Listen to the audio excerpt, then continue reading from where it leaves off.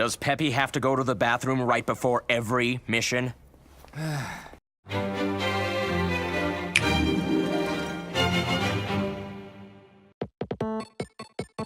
As much as I do spend more time on average on my Sony platforms these days, there's still, still special, nice little N-shaped spot in my heart for Nintendo. They make a lot of decisions that frankly piss me the fuck off. Not my problem. But at the end of the day, there's just a certain something about what they put into just about everything that they make, that they, slap their sticker, their seal of quality onto, that I can get behind. That it is, that sort of stuff is just a bit of a rarity these days. And I just want to reflect on some of these special little things, these special little details that don't, Here's a TV that looks like an apple.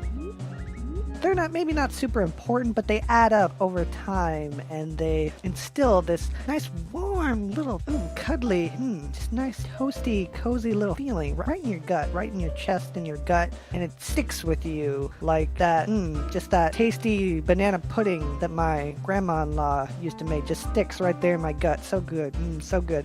I mean, it's a disastrous mess. It's kind of weird to look at, but it's so tasty. It feels good, So, my delightful, amazing, wonderful, beautiful, skilled, talented, excellent fiancé got me a SNES Classic Mini for my birthday recently, and booting that sucker up, plugging it right in, booting that baby up, and what is this? Everything looks retro. Everything looks, the menus look like they're from the Super Nintendo era, and what is this catchy little what is this little jingle, this little tune? And that tune got stuck in everyone's heads at this house for a minute there. And it just got me to thinking, yeah, that's it. It is the Nintendo difference. Or as I am going to refer to it in this video, the Nintendo touch. The Nintendo touch. You got the touch. You got the power.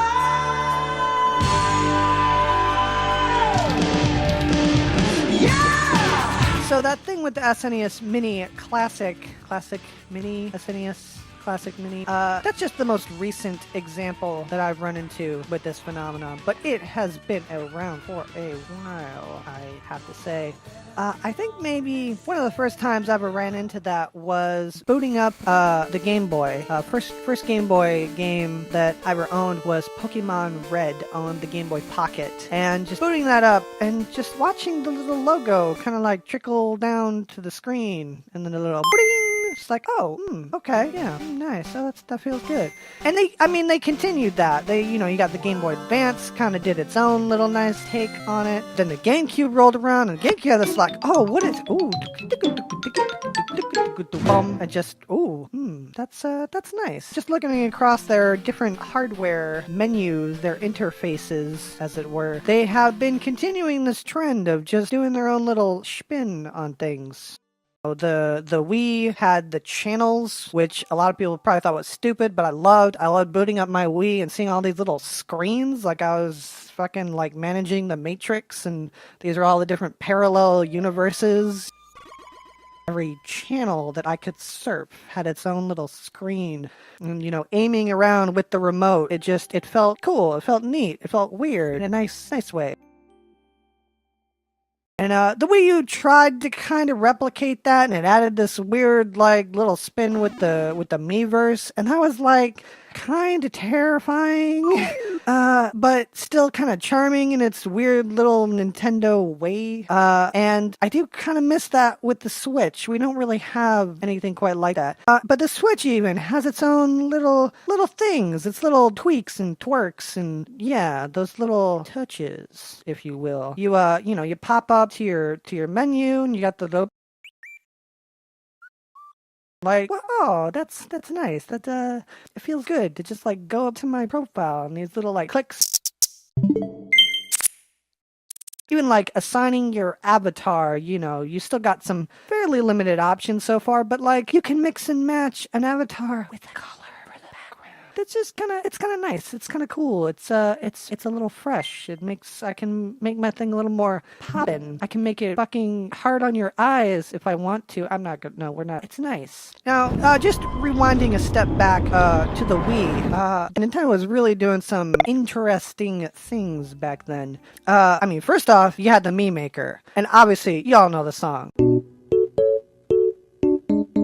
You all know that song. Y'all probably spent, some of you at least spent some time in that Mii Maker recreating Uncle Joseph and Auntie whatever your auntie's name was. You were recreating those relatives so that everyone could play a game of bowling and have a jolly good time, looking like some abstract recreation of themselves. And that was pretty cute, pretty charming. It was fun. I recreated a bunch of my college pals so that when we got together and we played Wii Sports, everybody looked like them in the game, but it looked like them. I mean, of course, I also like just straight up downloaded like freakish abominations off of the internet, you know, like Lonk and Petch. Mii Maker was just the beginning. I mean, you had the Wii Shop channel where when you downloaded games, you got the little Mario running and collecting the coins and hitting the blocks, and if your internet connection was shit, then that actually got pretty fucking annoying pretty quick. It was just a cool little detail. And I mean, even on the 3DS, they got the little, you know, the little presents being loaded with the magical doodad things. I'm not sure, what are these even? But I mean, it's cute. It looks cute. With the Mii channels, we even got like this weird abstract shit like the voting channel where periodically Nintendo would ask us questions to vote on. Just the weirdest stuff that like wasn't relevant to Nintendo even at all, which is what I was expecting. And so you could just kind of find out like on the average Wii users who preferred ketchup over mustard or whatnot. I mean, you know, modern version of this, of course, are the Splatfest, which is more dynamic, but I don't know, maybe this idea of the Splatfest came from the voting channel. I mean, I don't know, maybe. And even with their hardware, remember back on the N64, they started doing those like different colored shells for the hardware, for the controllers. So you got that classic translucent purple. Was very nice. It was kind of weird, but in a nice way, a cool way. And even the Game Boy Color got these different shells. You could get like a Pokemon Yellow Pikachu shell. And that was pretty neat. It was pretty nice, pretty cool. And now today with the Switch, you know, you got the different colored Joy-Cons, which is, I guess, about as close as we're gonna get to that sort of stuff. But it works. But it's still nice. It's still cool. I am all about the bright colors and, you know, showing off with my hardware what I am passionate about. But even with the Switch, there's still those little quirks, those little touches that are a little special. The way that when you slide your Joy-Cons into the side of the Switch, the system itself makes that satisfying kind of noise. You know that noise. That's what they use in their marketing. It's so good. It's just, ooh. And I guess even the system can tell what color of Joy-Con you are inserting, and it can change the color of the little like vibratory wave little thingies on the sides of the screen. Like even that too. You right Joy-Con in on the right. You put your left Joy-Con in on the left. On the right. It's nice. It's cool. It's just a weird little thing. I mean, this is maybe giving away something for Kirby folks, but maybe I should just put a link here, stick this up. But the Joy-Con's HD rumble can even do certain functions that you would not anticipate rumbling of a controller to accomplish. Some pretty crazy shit with that they did not need to do, but it was fun and it's unique and it's different, and it is that Nintendo touch that I'm referring to.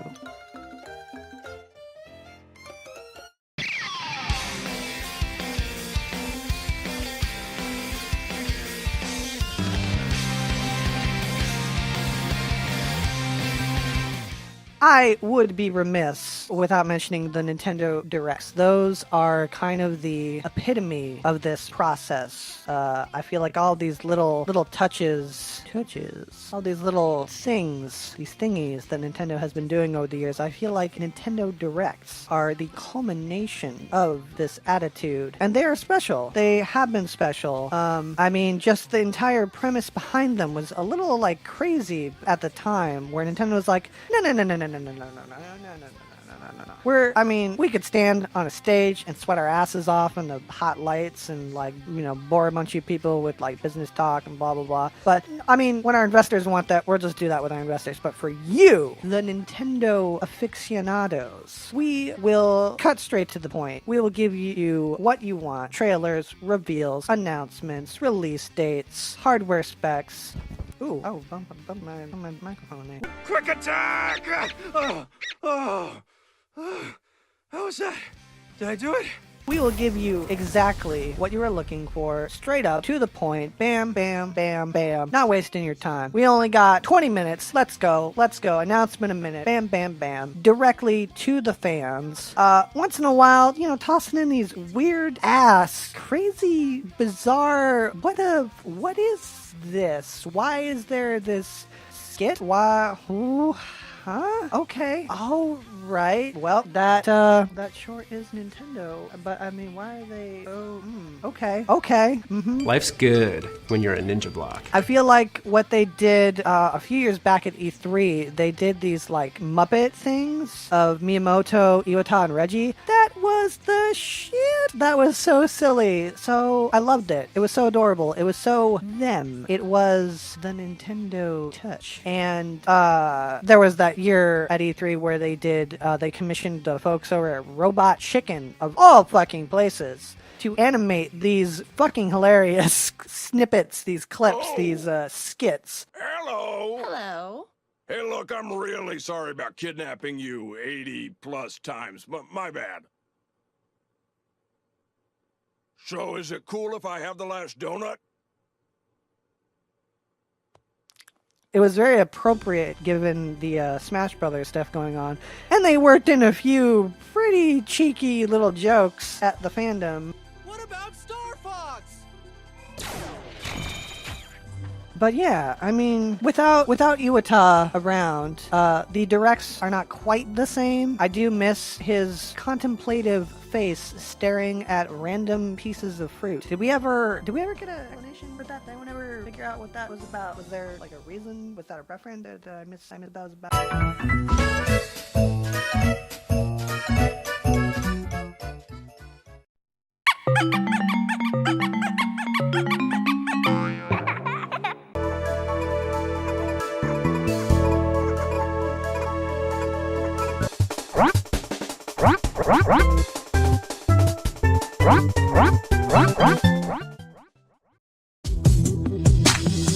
They see me rolling, they hate it. All the small things, true care, truth brings. This guy kind of gives me the creeps. He also attacks by farting. Are you kidding me? Sadly, no, I am not kidding. Whoa! Where did you come from? Robin is a skilled strategist.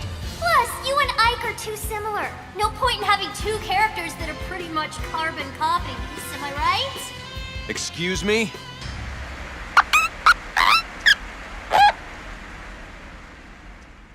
I need another ingredient. A vegetable with dazzle, sizzle, pizzazz. How about a squash? Squash?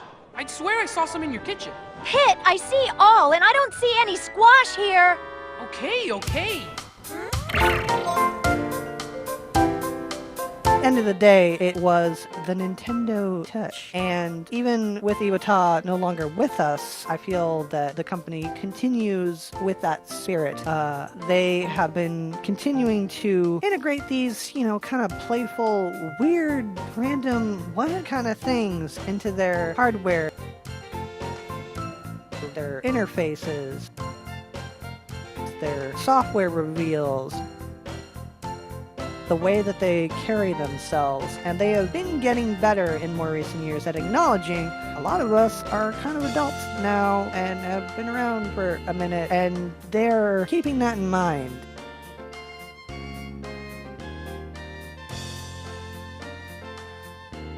You can do that. And that is nice, but they still work in the Nintendo touch into just about everything they lay their hands on, and I do appreciate that. And I do hope that they continue to do so, and I will continue to appreciate these interesting moments.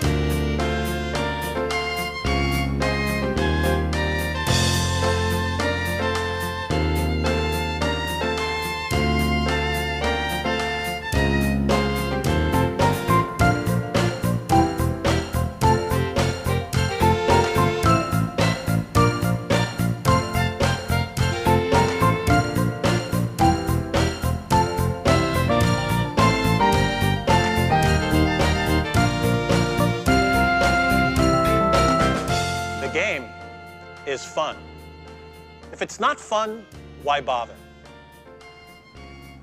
On my business card, I am a corporate president. In my mind, I am a game developer. But in my heart, I am a gamer.